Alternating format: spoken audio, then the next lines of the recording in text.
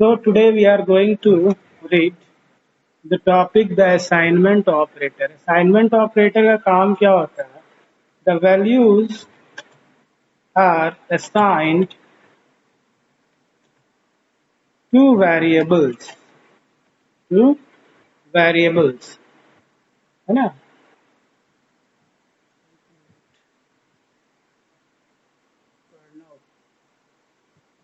Meet join करता है लोग.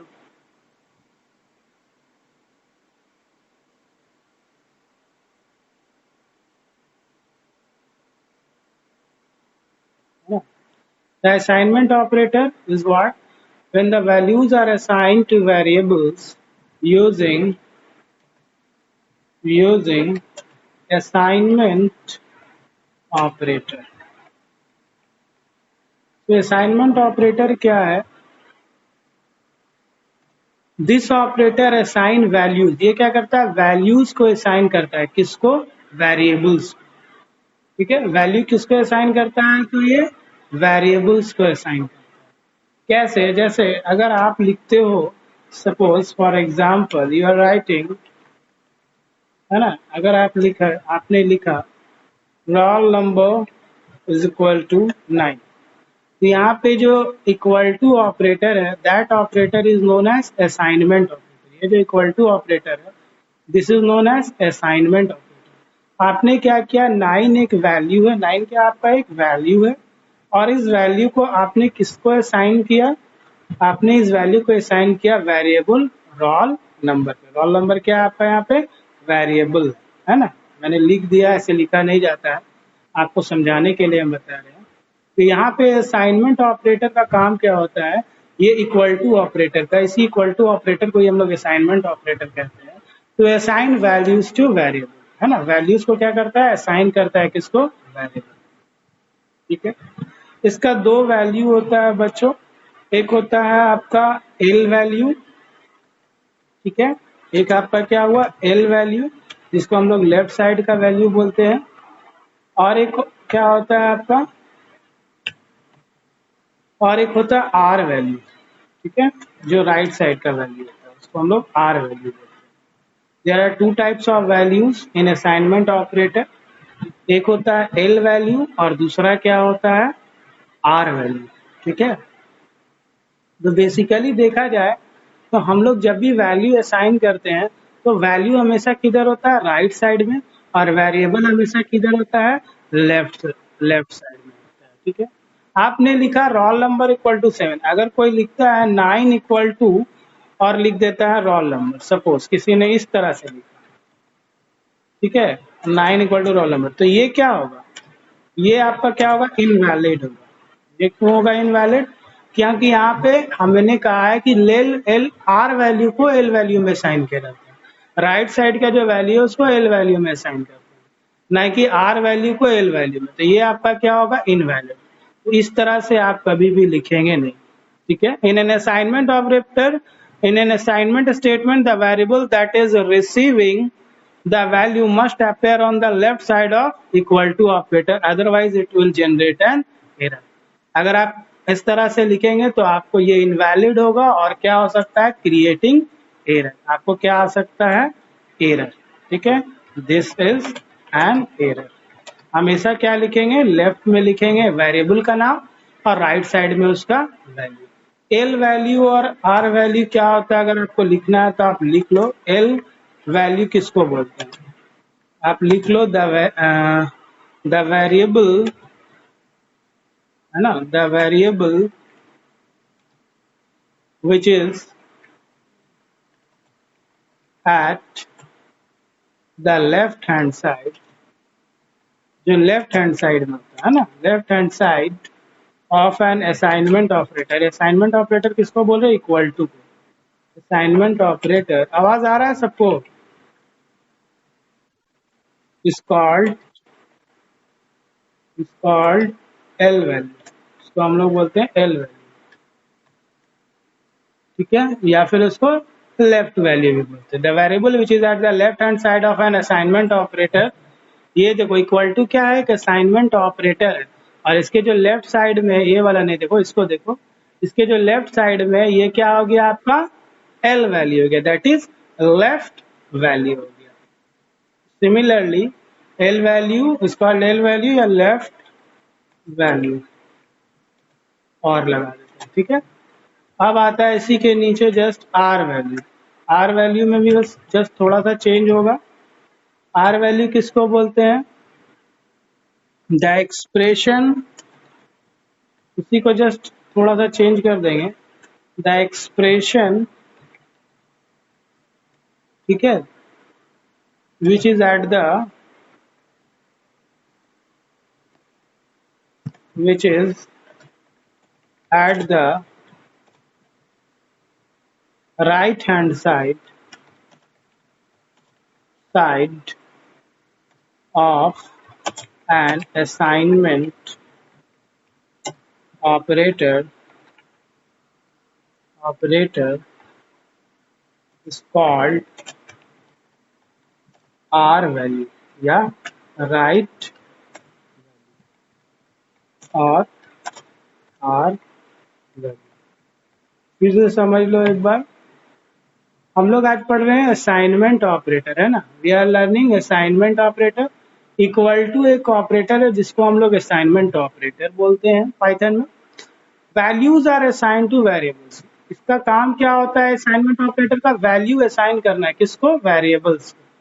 तो यहाँ पे रोल नंबर मेरा क्या है? वेरिएबल, और 9 मेरा क्या है? वैल्यू। तो हमने 9 वैल्यू को किसको असाइन कर दिया? Roll number, by using this equal to operator. Assignment operator के लेफ्ट साइड वाले को एल वैल्यू बोलते हैं, असाइनमेंट ऑपरेटर के राइट साइड वाले को राइट आर वैल्यू बोलते हैं। वही लिखे हम लोग, the variable which is at the left hand side of an assignment operator is called left value or L value, and R value the expression, यहाँ पे होगा expression which is at the right hand side of an assignment operator is called the right value or R value। इसको right value बोलते हैं या फिर R value।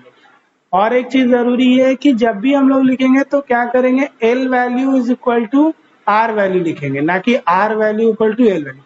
जैसे roll number equal to 9 is correct, आप 9 इक्वल टू रोल नंबर लिखोगे, ये incorrect है ना। तो इस चीज का ध्यान रखना है ना। जैसे कि आप लिख सकते हो नंबर ऑफ स्टूडेंट, है ना। Number of student equal to आप लिख दिए हो 89। अब कोई बोलेगा नहीं, 89 is equal to number of student, ठीक है। तो ये आपका क्या जनरेट करेगा? तो दिस विल जनरेट एरर। क्यों एरर होगा? क्योंकि एल को आर में असाइन करते हैं, ना कि आर को एल। गेटिंग? सबको समझ में आया हम क्या बोल रहे हैं? समझ में आ गया है? बोलिए, किसी को दिक्कत है तो यू कैन आस्क, बोलिए, आप बोल सकते हैं।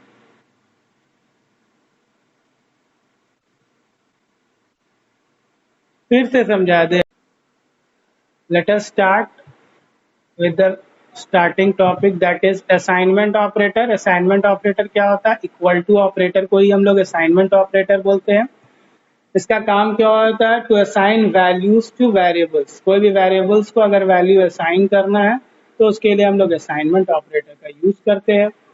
L value equal to R value होता है। हमेशा लेफ्ट वैल्यू को आर वैल्यू मिलता है, यानी आर जो है वो वैल्यू है, एल जो है वो क्या है? वेरिएबल है। हमेशा हम लोग लेफ्ट इक्वल टू राइट, मतलब राइट वाले को लेफ्ट में असाइन करते हैं। अगर आप लिखोगे 9 इक्वल टू रोल नंबर तो this will generate an error in Python. L value का मतलब क्या होता है? The variable which at the left hand side of an assignment operator. Equal to क्या है? एक असाइनमेंट ऑपरेटर, और इसके लेफ्ट साइड में जो भी है वेरिएबल उसको हम लोग क्या बोलते हैं? L value. और आर वैल्यू क्या बोलते हैं? The expression which is at the right hand side of an assignment operator. Assignment operator के जो राइट साइड में है उसको हम लोग क्या बोलते हैं? R value. वही फिर एग्जांपल दिए, number of student equal to 89 valid है, लेकिन 89 equal to number of student, ये this will generate an error. उसके बाद कुछ कंसेप्ट था कि x अगर इक्वल टू अगर आप 3 लिखोगे तो x किसको पॉइंट करेगा? 3 को। आपने अगर y इक्वल टू 3 लिखा तो x 3 को करेगा और y भी किसको पॉइंट करेगा? 3। लेकिन जैसे आपने y का वैल्यू 2 कर दिया तो x 3 को पॉइंट करेगा और y 3 को ना पॉइंट करके किसको पॉइंट करेगा? आप 2 को। प्रीवियस वैल्यू को वो छोड़ देगा। ये ध्यान रखना है आप लोगों को असाइनमेंट। फिर हम लोग मल्टीपल असाइनमेंट्स पढ़े। मल्टीपल असाइनमेंट्स को हम लोग दो तरह से कर सकते हैं, assigning multiple values to multiple variables. अब हम लोग मल्टीपल वैल्यूज को मल्टीपल वेरिएबल्स में असाइन करेंगे, मतलब एक से ज्यादा वेरिएबल होगा तो एक से ज्यादा उसमें वैल्यूज भी होगा। तो हमने x और y दो वेरिएबल लिया और 2 और 3 दो वैल्यूज लिया, x में 2 लग दिया, y में 3 चला गया। तो इसका असाइनमेंट इसी तरह से होता है, x का वैल्यू 2 हो जाएगा, y का वैल्यू 3 हो जाएगा। Similarly x y z p लिखा हमने तो 2 3 6 नहीं, तो x वाला 2 में गया, y 3 में, z 6 में, p 9। इस तरह से ये बाइंड अप होता है वैल्यू पाइथन में। यहाँ क्या हुआ कि मल्टीपल वैल्यूज को हम लोग मल्टीपल वेरिएबल्स में असाइन कर दिए। फिर हमने पढ़ा assigning same value to multiple variables. अब सेम वैल्यू मतलब एक ही वैल्यू को बहुत सारे वेरिएबल्स को देना है ना, जैसे कि एक ही चॉकलेट को बहुत सारे बच्चों में बांटना है ना। तो यानी चॉकलेट क्या है, 9 चॉकलेट हो गया और एक्स वाई क्या हो गया, स्टूडेंट हो गया। तो एक्स एक वेरिएबल है, वाई एक वेरिएबल है, उन दोनों को कौन सा वैल्यू मिला, 9 नंबर वैल्यू। पी है, क्यू है, दोनों एक ही वेरिएबल है, उसको क्या वैल्यू मिला है, 8। उसके बाद हम लोग पढ़े हैं वेरिएबल नेमिंग। वेरिएबल नेमिंग में आपका कुछ रूल्स है, the rules to make a variable में। A variable name must start with an alphabet। Alphabet से हमेशा स्टार्ट होता है, या तो कैपिटल या स्मॉल या अंडरस्कोर। तो ये आपका क्या होगा, वैलिड होगा, क्योंकि यहाँ पे हमने अंडरस्कोर से शुरू किया है। आप देख सकते हो हमने जो वेरिएबल का नाम शुरू किया वो किससे शुरू किया है, अंडरस्कोर से। तो ये वैलिड, अगर 1 2 3 से शुरू हुए तो ये इनवैलिड हो जाएगा। सेकंड रूल है, a variable name can not contain spaces. Variable name के बीच में स्पेस नहीं होना चाहिए, जैसे रोल और नंबर के बीच में देखो यहाँ पे स्पेस है, देख रहे हो एक स्पेस है, तो ये इनवैलिड हो जाएगा। टोटल मार्क्स, टोटल अंडरस्कोर लगा दोगे तो ये वैलिड हो जाएगा, ठीक है, अंडरस्कोर लगा देंगे तो वैलिड हो जाएगा। लेकिन ऐसे आप स्पेस नहीं दे सकते, स्पेसेस आर नॉट अलाउड। ये देखो टोटल मार्क्स स्पेस दे दिए, इनवैलिड हो जाएगा। A Python keyword can not be used as a variable. Python का जो कीवर्ड है उसको हम लोग वेरिएबल नेम की तरह यूज नहीं करते। जैसे कोई एक नाम है कृष्णा, तो कृष्णा वैलिड हो जाएगा, आपका नाम एक वैलिड वेरिएबल हो जाएगा। लेकिन अगर ट्रू लिखोगे तो ये कीवर्ड है पाइथन का, ये इनवैलिड होगा। वाई लिखोगे तो ये कीवर्ड है पाइथन का, ये क्या हो जाएगा, इनवैलिड हो जाएगा, ठीक है। इसके अलावा और भी बहुत सारा, आप ब्रेक, एक कीवर्ड है ब्रेक, ब्रेक कीवर्ड भी लिखोगे तो ये भी क्या होगा, इनवैलिड होगा। ये सब पाइथन का reserved words, that's why these are not used as a Python variables. Variable names are case sensitive. Name and name are two different variables. आप स्मॉल लेटर में नेम लिखोगे और अगर कैपिटल लेटर में नेम लिखोगे तो ये मत सोचना कि एक ही वेरिएबल है, ये ध्यान रखना, ये कंसेप्ट है कि आपने स्मॉल लेटर में नेम लिखा और फिर कैपिटल लेटर में नेम लिखा तो दोनों वेरिएबल का नेम क्या होगा, अलग अलग है, दोनों वैलिड है, दोनों डिफरेंट वेरिएबल हो जाएगा, ठीक है। गेटिंग फिफ्थ में लिखा मैंने, variable name can contain any number of letter, digits and underscore. Variable का जो नेम होगा वो एनी नंबर ऑफ लेटर्स भी हो सकता है, डिजिट्स भी हो सकता है और अंडरस्कोर भी हो सकता है। No other character apart from these are allowed. जैसे कि आप डॉट यूज कर दिए है ना वेरिएबल नेम के बीच में, तो ये इनवैलिड है। डेट ऑफ बर्थ आपने स्पेस नहीं दिया, चलेगा, वैलिड है। फिर डेट ऑफ बर्थ भी वैलिड है, लेकिन माई डॉट फाइल लिख दिया आपने, नहीं चलेगा। @ हैश, ठीक है। अगर आपने मान लो कोई रोल नंबर लिखा, आपने लिखा मान लो रोल और आपने लिख दिया स्पेशल सिंबल नंबर, तो ये क्या होगा, वैलिड होगा, इनवैलिड होगा, यस इनवैलिड होगा। क्यों होगा इनवैलिड, क्योंकि special characters are not in. चलो हमको लगता है सब लोग को रटा गया होगा, आई थिंक एवरीवन, ठीक है। यहाँ तक रहने देते हैं, फिर नेक्स्ट क्लास में हम लोग आगे पढ़ेंगे जो भी होगा। यहाँ तक क्लियर है। नेक्स्ट क्लास में हम लोग पाइथन का प्रोग्राम करेंगे 1 2।